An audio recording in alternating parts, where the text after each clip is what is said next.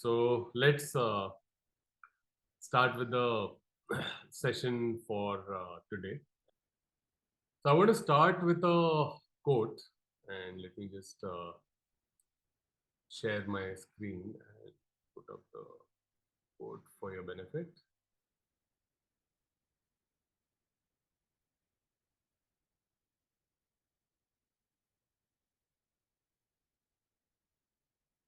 No man ever steps in the same river twice, for it's not the same river, and he's not the same man. This is a quote by Heraclitus, a Greek philosopher, and in both Western and Eastern philosophies. This is a very, very important concept. The understanding of impermanence, the understanding of how things are constantly in flux, right? So things are never the same. So when we encounter people at different times, they are different. And here we can think of this as the man or the person is our sense of self, and the river is reality, right? So the reality is always changing, and the person that we are is also always changing. So we are going to go deep into this, not just leave it at this, but see how that can be considered with respect to the understanding of dissatisfaction, right? So we spoke right in the beginning. The main focus here is to get to the root of what causes dissatisfaction in our lives and see how this understanding and the development of certain mental skills can help us move away from it. So I'm going to talk about another one of the Buddha's classifications. As I've mentioned, the Buddha had a analytical bent of mind, and he would rely heavily on two techniques, definitely, which is root cause analysis and classification, right? So the Buddha says our experience, right? And we, at any point of time, our experience that is happening is through the coming together of these five aggregates. So the Pali word is skanda, or the Sanskrit equivalent is skanda, which means a heap or an aggregate, right? So what are the aggregates that are coming together to make experience? So roop or form, which is the material realm. This includes the sense bases, the eye, ear, nose, tongue, body, mind, and the corresponding external sense bases, right? So sights and sounds, smells, so on, right? So everything in the world of the material realm, including information, right? So information is also like information in the form of, say, electromagnetic waves, light waves, which is also coming through uh, in the material realm. We talked about impermanence, and one thing that we can see is everything that is in the material realm is constantly impermanent, constantly in flux, right? So I'm talking to you using a laptop and an internet connection. You've already witnessed on the first day that the internet connection at my end is definitely very impermanent, constantly in flux.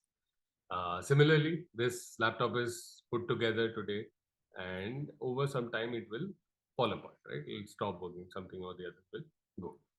And the same happens with our body. We can see that aging happens. We go from being a small child to an adult. So the form is never constant. It is continuously changing, continuously in flux, and you can have temporary changes to your form, permanent changes to your form, and this change keeps happening, right? Even the cells in your body get completely changed over a period of time. The second aggregate is Vijnana or Vigyan.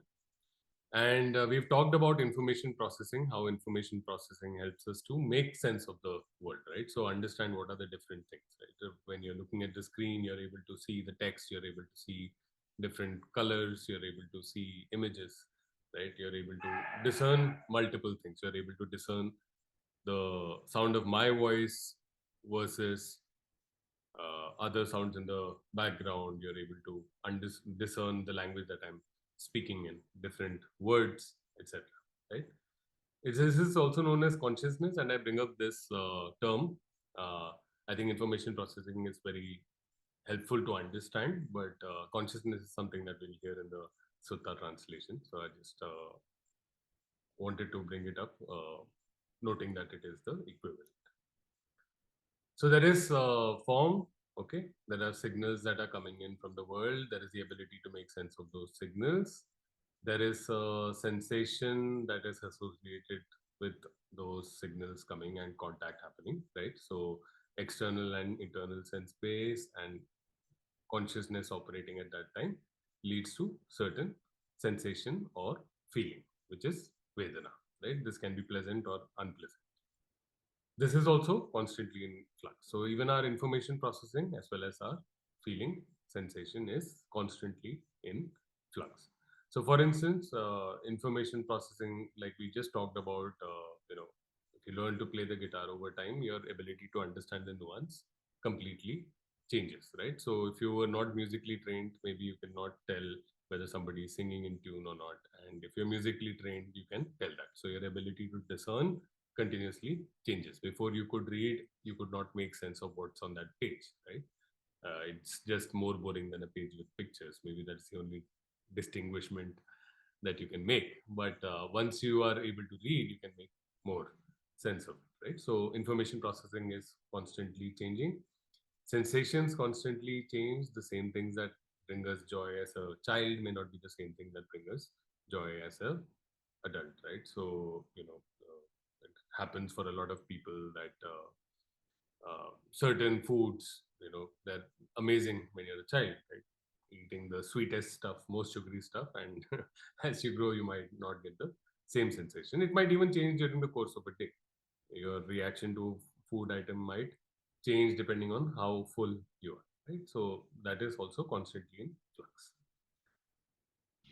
The next aggregate, the next thing that happens is there is a signal coming from the world. We are starting to make sense of it. There is some sensation associated with it, and along with this, there is also the addition of labels to it. So in our example that we've been tracing, right, moving from one to another. So there was a smell of the pie, right? So that was the external sense base, and it connects with our internal sense base, which is the nose. Our ability to process smell, which is a vijnana, kicks in. It leads to a pleasant sensation, and we start adding concepts to it, right? So concepts like, okay, this is a baked good. Concepts like this is a pie. Concepts like this is a blueberry pie. Concepts like this is a slightly overbaked blueberry pie, just like I like it. So something like that. So we keep adding concepts, and these concepts also keep changing over time, right? So from the beginning of this retreat, there are so many new concepts that are now part of your mind. So when you look at a situation, those concepts might help you to make sense of the situation in a different way. And similarly, even our concepts of what is right or wrong, what is fair or unfair, what is acceptable or unacceptable, they keep changing with time.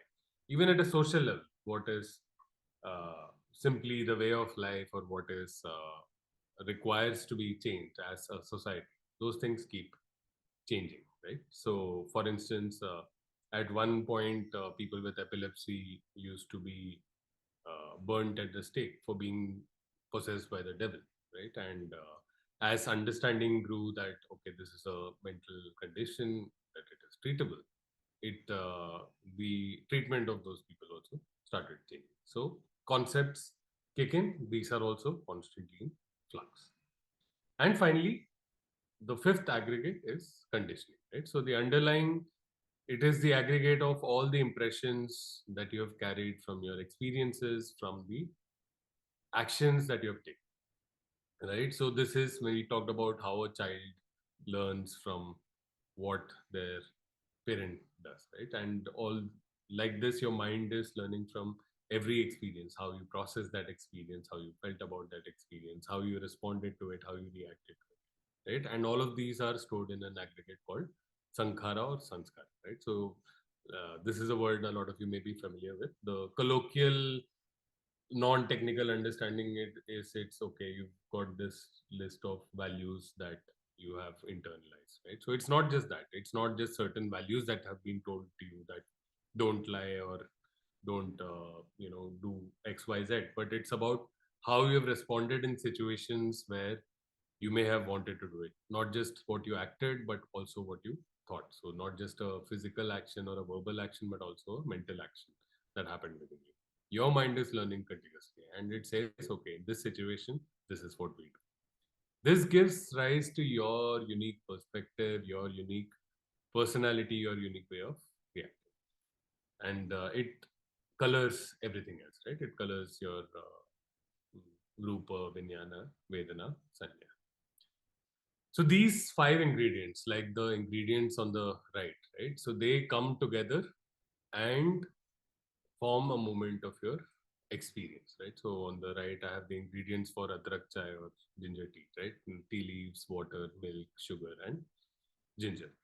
And every time this tea is made, it will taste a little different depending on how much you uh, heated the water, whether you boiled the leaves or not, how much milk was put in, what was the ambient temperature, what what was the quality of the sugar, what was the quality of the ginger, was it a new ginger, old ginger? Everything changes the experience, right? And these five ingredients are essentially what's coming together. Some sensory input, the ability to make sense of it, starting to make sense of it, the sensation that it gives, the qualitative aspect of that experience that comes about, the labels that we add to it, and all of these being colored by your personality, your condition. So all of these come together, and as we discussed, right, each of these things is constantly in flux. Our form changes over life, our information processing changes, sensation changes, concepts changes, and conditioning changes. So all these ever-changing ingredients come together to give us an experience. And in that experience, we have a sense of self. Right? So is this sense of self something that is reliable? Is this sense of self that is something that is coming about for a moment and cannot be relied on? So that is the question, right? So is it the same man that is crossing the same river? Is reality the same? Reality is definitely not the same. That is kind of self-evident. But even the things that make up our experience, the things that are internal to us, are also constantly changing. So it is definitely not the same man. Right? So I'll just take a pause at this point and just want to talk about a couple of things before we move to the next section. Right. So we saw today very interesting, very physical, very visible demonstration. When it comes to matters of the mind, it is not always easy to get such things. But we saw the fake hand experiment, right? So the person was rubbing the fake hand and rubbing the person's real hand at the same time, and then attacked the fake hand, right? And at that point of time, the experimentee's mind was had constructed a self for itself in that point, which included the fake hand, and he felt attacked physically, right? So very visceral reaction. So what it tells us is that we are manufacturing a sense of self to make sense of the situation at every point of time. This is not a fundamental, permanent, unchanging self that we are experiencing. So whether or not there is a permanent, unchanging self, whether there is something deeper or not, so the Buddha never got into that.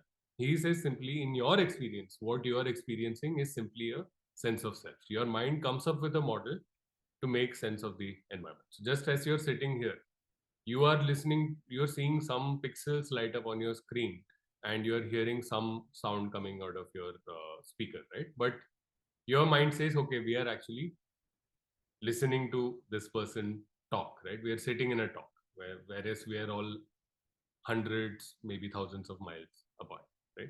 So we are sitting in a talk. So our mind models and simplifies the environment. And the same thing it does with our sense of self. It gives us that sense of self.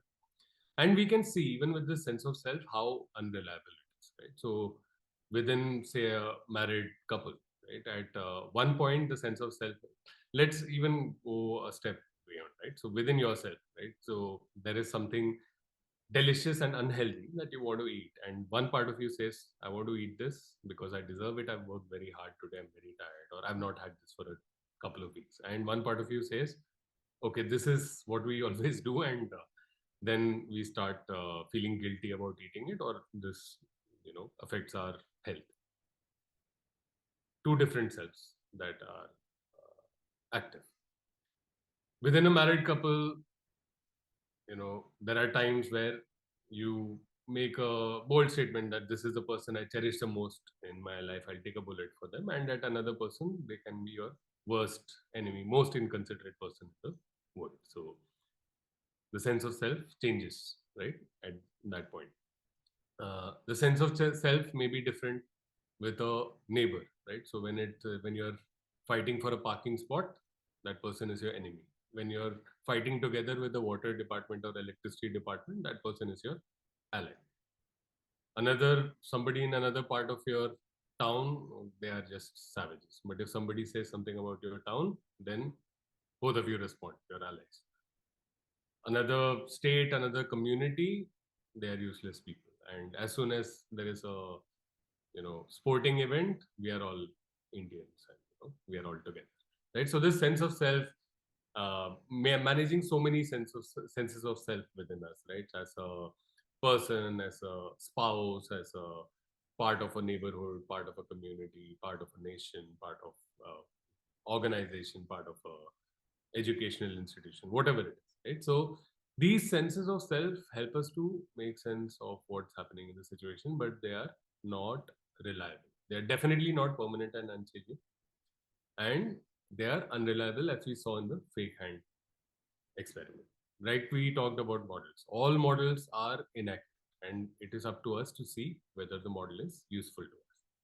And when craving is underlying that sense of self is not useful to us. It is the same sense of self that causes people to indulge in road rage, that causes, and unfortunately, if you look at the history of violent crimes, most violent crimes happen within people who know each other because they're overcome with a sense of self that feels permanent, that feels unchanging, that feels like the most important thing in the world, and that is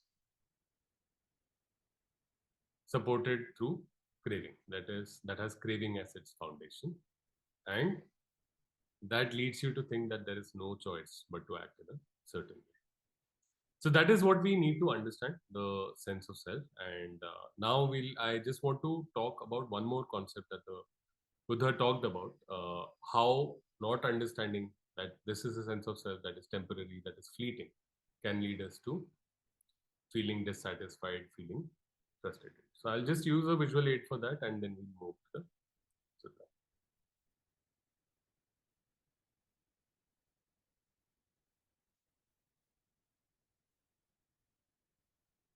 Okay. So this is a very central teaching of the Buddha as well. This is called three characteristics, or three tilakhan, three lakshan, teen lakshan, three characteristics of experience, right? So the first the Buddha says is anatta or anatman. It says that the sense of self that we experience is not permanent and unchanging. That what we experience is an impersonal process. At some point, a sense of self gets introduced in it, and if we do not understand that this is just a sense of self, if we take it as a permanent sense of self, we are bound to experience suffering and take action that will lead to the suffering of ourselves and other people. The second teaching is the teaching of anicca or anityata, right? Things are constantly in flux. So not only does this apply to the sense of self, it also applies to how we look at the world. So when we are under the influence of craving, right, we tend to take things both personally and take things as permanent, simply because it is easier for the mind to process things that way, right? If it is about I know what is important and I'm fixated with that, and if I don't take into account the fact that things are in flux, it is easier to deal with it, right? So again, I may have mentioned this earlier about an experience, that striking image that I have of traveling at an airport, and outside the Hamleys toy store, a father was dragging his little child, and the little child was beating his fists on the floor, saying that I want the toy and I hate it. Right. So in that instant, the child has identified with that sense of self, that I want this toy, and I can be only happy if this happens, and anything that comes in my way is my enemy. Right. And in that instant, what makes it even more intense is because the child sees it as a permanent situation. The child sees the father as its enemy, in spite of all the sacrifices the father might be making for that child. Right? So, unable to see that this is something temporary, this will pass. Okay, there'll be more toys, or even if there is no toys, there'll be something or the other in life to look forward to be happy about.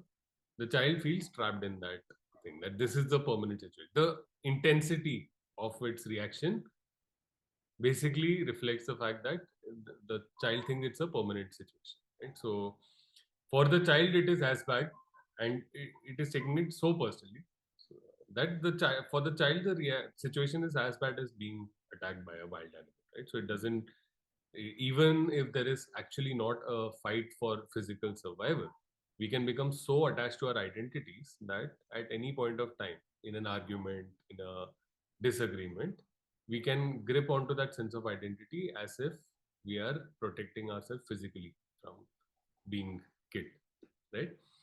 So that's an example that comes to mind, and I've just used a kind of matrix to just illustrate that. This is by no means an exhaustive list, just to, you know, give some food for thought where you can reflect about situations in your own life where your mind is slipping into these kind of things. So just to, before I get into the examples, just to mention again, so under the influence of craving, we are unable to understand the impersonality of the situation, anatmata, the fact that conditions were right for something to happen and they happened. I don't necessarily need to take it personally. I need to see what is the most appropriate action. Second thing we don't understand is we start taking that situation as permanent, and that intensifies the kind of reaction that we have. Because if this is permanent, if I'm going to be this unhappy, if I don't get this, then this is a very, very serious issue, right? I must take any action to do that. Okay, so the 2 by 2 that I have is, okay, let's take some examples, right? If I like something and I don't have, so whether it is money or love or children, or, I feel I would like some respect, but I'm not getting opportunity. I would like to be able to do something, I'm not being given that opportunity. When we don't understand impermanence, your mind can get into traps like, will I never have this? Or it can go into this, when at all will I have this? Or it can get into, I'll be happy only if I have this, but I don't have. And because we don't understand impermanence, we don't understand that things are liable to change. We think that the feeling that we have about this thing will also persist, and the situation will also persist. If I don't have it, I'll never have. If I like it, I will always like it, right? And if I like it and I don't have it and I feel miserable, I will always be miserable. This leads to different flavors of suffering. I'll share this list. I don't want to read out all of it, right? So we'll share this image with you on the group.